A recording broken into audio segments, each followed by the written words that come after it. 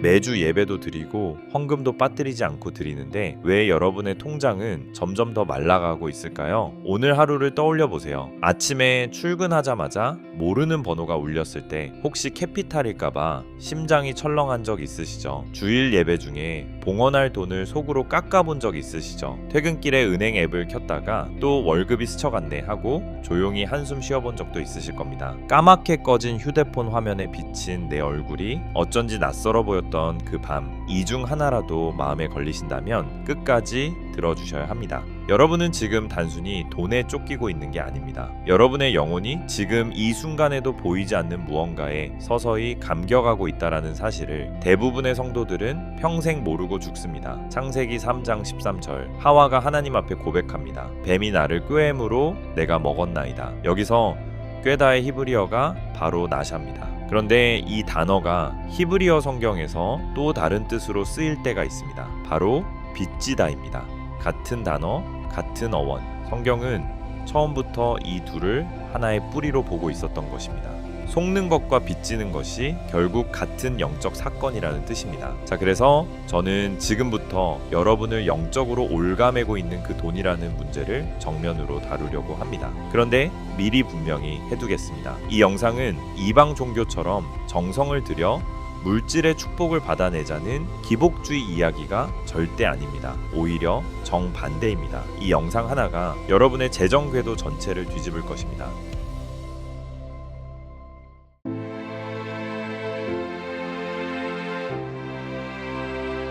여러분, 혹시 이런 적 없으셨는지 생각해 보세요. 주일 아침 예배당에 들어서자마자 주보를 받아드는데 그 안에 헌금 봉투가 끼워져 있어요. 자리에 앉아서 봉투를 만지작거리며 속으로 이렇게 계산합니다. 이번 주는 얼마 넣지? 지난주보다 줄이면 하나님이 서운해 하시려나? 근데 이번 달 생활비도 빠듯한데 예배가 시작되기도 전에 손은 이미 지갑 속을 더듬고 있습니다. 사실 이건 하나님께 드리는 게 아니라 흥정을 하고 있는 거예요. 혹은 이런 분도 있으실 수 있어요. 나는 하나님만 의지하는 사람이다 라면서 재정 계획을 세우는 것 자체를 세속적인 믿음 없음이라고 단정 짓는 분들, 아내가 가계부 들고 한숨 쉬는데도 여보 우리 같이 기도합시다 하며 성경책부터 펼치시는 분들, 이건 믿음이 아니라 가난을 경건함으로 착각하고 있는 거예요.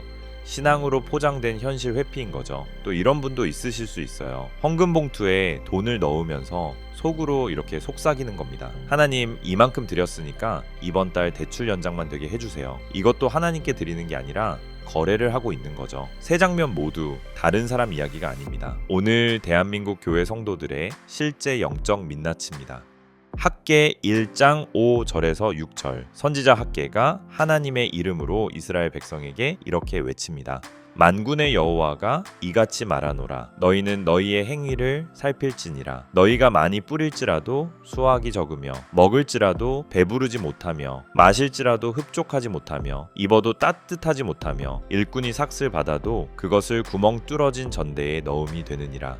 여러분, 이 구절이 바로 지금 이 순간 여러분을 향한 하나님의 진단서입니다. 열심히 일했는데 통장은 비어있고 11조를 드렸는데 재정은 더 막히고 예배를 드려도 빚은 늘어만 갑니다. 하나님은 그 이유를 학개를 통해 이미 수천 년 전에 말씀하셨습니다. 문제는 여러분의 행위의 양이 아니라 행위를 살피지 않는 마음의 구조라는 것입니다. 너희는 너희의 행위를 살필지니라. 히브리어 원문은 이 구절을 너희 마음을 너희 길 위에 두라로 표현합니다. 단순히 행동을 점검하라는 뜻이 아닙니다. 여러분의 중심이 지금 어디를 향하고 있는지 그 방향 자체를 정면으로 직시하라는 뜻입니다.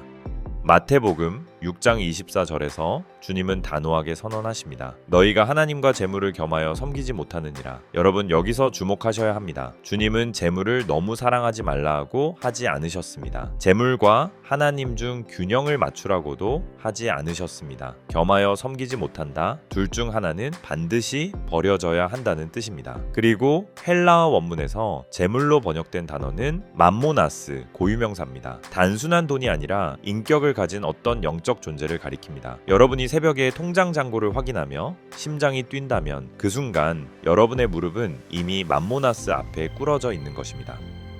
자, 이 진단 앞에서 여러분은 어떻게 반응하시겠습니까? 대부분의 성도들은 이렇게 자책합니다. 아, 내가 기도가 부족했구나. 내가 말씀을 덜 읽었구나. 내가 예물을 제대로 못 드렸구나. 맞습니다. 그런 부분들도 분명히 있을 겁니다. 그런 자책이 잘못된 건 아닙니다. 그러나 그것은 표면상의 증상일 뿐 진짜 원인이 아닙니다. 단언컨대 여러분이 지금까지 무릎 꿇고 있던 대상 자체가 완전히 잘못된 것이었습니다. 여러분의 진짜 문제는 얼마나 더 했느냐가 아닙니다. 주인 자리에 지금 누가 앉아 있느냐입니다. 다시 말씀드리면 이런 겁니다. 여러분은 지금 스스로를 돈의 주인이라고 착각하고 있어요. 그래서 돈이 줄어들면 불안하고 빠져나가면 분노하고 모자라면 무너집니다. 하지만 성경은 단 한 번도 여러분을 돈의 주인이라고 부른 적이 없어요. 성경은 여러분을 청직이라고 부릅니다. 맡겨진 자, 빌린 자, 그것을 잊는 순간 여러분은 바로 그 자리에서 나샤, 속고 빚지게 되는 것입니다. 창세기 3장의 하와가 무엇에 속았습니까? 네가 하나님처럼 되리라. 즉 네가 주인이다라는 거짓말에 속았습니다. 그리고 그 거짓말의 결과가 오늘날까지 이어지고 있습니다. 여러분이 돈 앞에서 이건 내 것이다 라고 움켜쥐는 그 순간 태초의 에덴 동산에서 뱀이 속삭이던 그 거짓말이 다시 여러분의 귀에 울리고 있는 것입니다. 그리고 그 속삭임의 이름을 예수님은 단 한 단어로 정의하셨습니다. 바로 맘모나스. 이것을 깨닫는 순간이 바로 어두운 방에서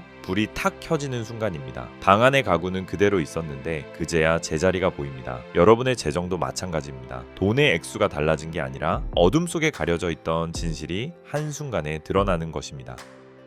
그리고 더 중요한 사실이 있습니다. 이게 단지 여러분의 의지가 약해서 벌어진 일이 아니라는 거예요. 지금 이 시대는 맘몬, 돈의 신의 알고리즘이 24시간 여러분을 세뇌하는 시대입니다. SNS를 열면 누군가의 명품 가방이, 유튜브를 열면 월 1,000만 원 벌기가, 드라마를 켜면 재벌 3세의 로맨스가 여러분의 뇌리에 박힙니다. 심지어 아이들이 보는 예능에서조차 돈이 최고야 라는 메시지가 웃음과 함께 포장되어 흘러나옵니다. 이것은 단순한 문화가 아닙니다. 이것은 영적 세뇌 시스템입니다. 에베소서 6장 12절 말씀입니다. 우리의 씨름은 혈과 육에 대한 것이 아니요 통치자들과 권세들과 이 어둠의 세상 주관자들과 하늘에 있는 악의 영들을 상대함이라. 보이십니까? 우리의 전쟁터는 지갑 속 잔고가 아닙니다. 스마트폰 액정 너머에서 작동하는 보이지 않는 영적 주관자들이 바로 우리의 실제 적입니다. 그런데 더 무서운 것은 외부의 이 공격이 우리 내면의 교만과 공모한다는 사실입니다. 나는 크리스천인데 가난하면 안 돼. 체면이 있잖아. 이것은 교만입니다. 나는 가난을 감내하니까 부자 크리스천보다 더 거룩해. 이것도 교만입니다. 나는 하나님께 드렸으니까 하나님이 갚아주셔야 해. 이것도 교만입니다. 세 가지 모두 중심에는 내가 있습니다. 하나님이 아닙니다. 그래서 외부의 만몬은 성을 에워싼 적군이요, 내부의 교만은 성 안에서 성문을 열어주는 배신자입니다. 여러분은 지금 양쪽에서 동시에 무너지고 있는 것입니다. 이 상태를 쉽게 비유하자면 주인의 집을 자기 집인 줄 알고 사는 종과 같습니다. 종이 주인의 집을 정성껏 청소하고 음식을 차리고 손님을 맞이합니다. 열심히 보이죠. 그런데 그 종이 어느 순간 이게 내 집이다 착각하기 시작하면 어떻게 될까요? 좋은 가구는 자기 방으로 옮기고 손님이 와도 내 허락 없이 들어오지 말라며 막아섭니다. 여러분의 신앙도 똑같습니다. 열심히 청소하고 정성껏 헌금하고 부지런히 봉사합니다. 그런데 이 집의 주인이 내가 아니라 하나님이시다 라는 사실을 잊는 순간 그 모든 신앙적 노력이 자기 영광을 위한 도구가 됩니다. 소비로, 금욕으로, 기복으로 결국 하나님의 집에서 자기 왕국을 세우려는 종이 되는 거예요. 그리고 성경에서 말하는 이 주인이 누구인가를 정확히 깨달은 부부의 실제 이야기가 남아 있습니다. 잭 카트만 부부, 1974년 미국의 한 보험업자 가정이었어요. 사업은 파산 직전이었고 가장은 신경쇠약 직전까지 갔습니다.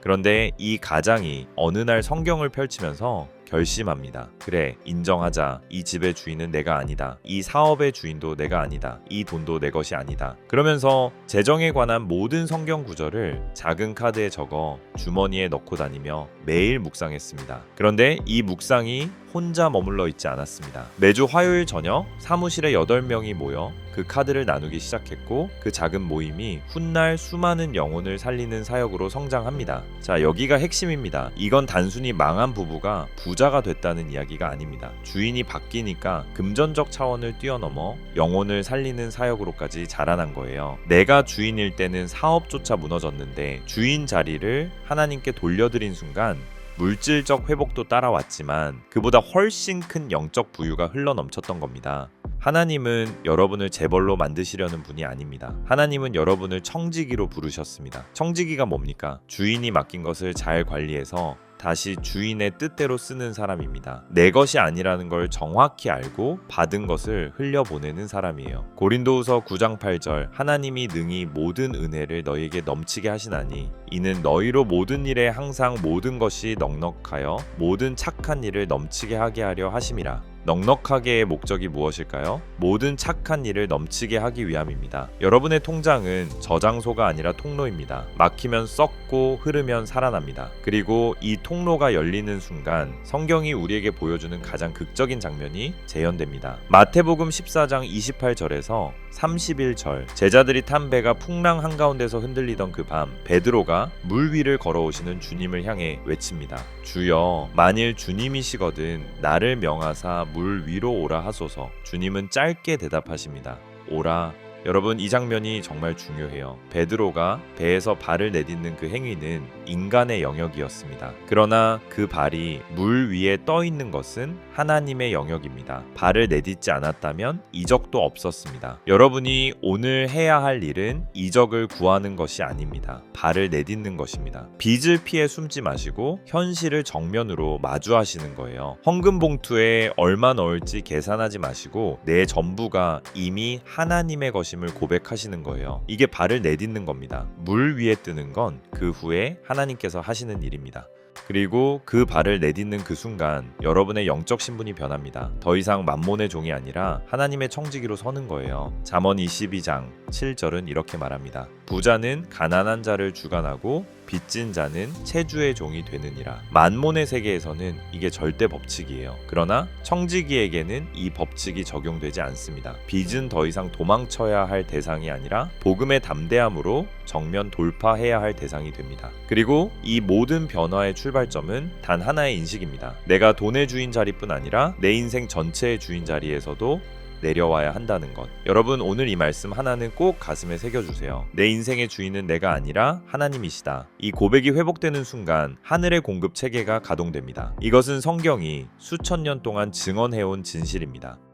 지금 여러분의 손에 쥐어진 그 스마트폰, 그 통장 잔고, 그 카드, 그것이 여러분을 구원할 생명줄일까요? 아니면 여러분의 영혼을 서서히 수면 아래로 끌어당기는 닻일까요? 여러분이 오늘 밤새 뒤척인 근심 걱정한 불면증의 이유가 정말로 돈이 없어서였을까요? 아니면 내 주인이 누구인지 모르는 그 공허함 때문이었을까요? 은혜는 값없이 주어집니다. 하지만 그 은혜를 따라 사는 삶에는 반드시 포기해야 할 것이 있습니다. 여러분이 오늘 주님 앞에 무릎을 꿇는다면 한 가지는 반드시 내려놓으셔야 합니다. 그것은 바로 내가 내 인생의 주인이다 라는 그 착각입니다. 빚 앞에서 하나님이 알아서 해결해 주시겠지라며 동굴로 숨어버린 그 수동적인 주인의 자리에서 내려오셔야 합니다. 헌금을 드리며 이만큼 드렸으니 돌려받아야 한다라고 속으로 계산하던 그 거래하는 주인의 자리에서 내려오셔야 합니다. 크리스천은 가난해야 거룩하다며 생계를 외면해온 그 위선적인 주인의 자리에서도 내려오셔야 합니다.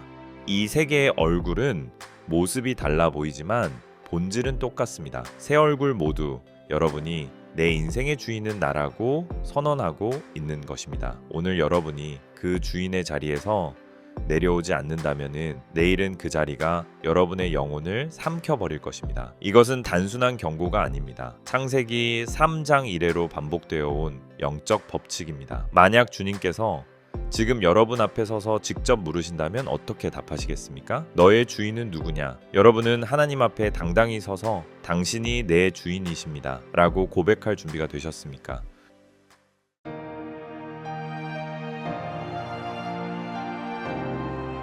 오늘 이 영상을 통해 하나님께서 하시고자 하신 말씀은 하나입니다. 여러분의 통장이 마르는 진짜 이유는 돈이 부족해서가 아니라 인생의 주인 자리가 잘못되어 있기 때문이라는 것. 그리고 그 자리를 하나님께 돌려드리는 순간 여러분의 재정뿐 아니라 여러분의 존재 자체가 회복된다는 것입니다. 여러분은 빚의 노예로 태어난 것이 아닙니다. 하늘의 청지기로 부름받은 것입니다. 성경은 이렇게 말씀하고 있습니다. 시편 24편 1절 말씀. 땅과 거기에 충만한 것과 세계와 그 가운데에 사는 자들은 다 여호와의 것이로다. 오늘 이 영상이 여러분의 마음 어딘가를 한 번이라도 울렸다면 구독과 좋아요 눌러주시고 이 울림이 필요한 누군가에게 공유해주세요. 저희 반모섬이 여러분의 믿음의 여정을 함께 걷겠습니다. 다음 영상은 더 울림 있는 목소리로 찾아뵙겠습니다. 감사합니다.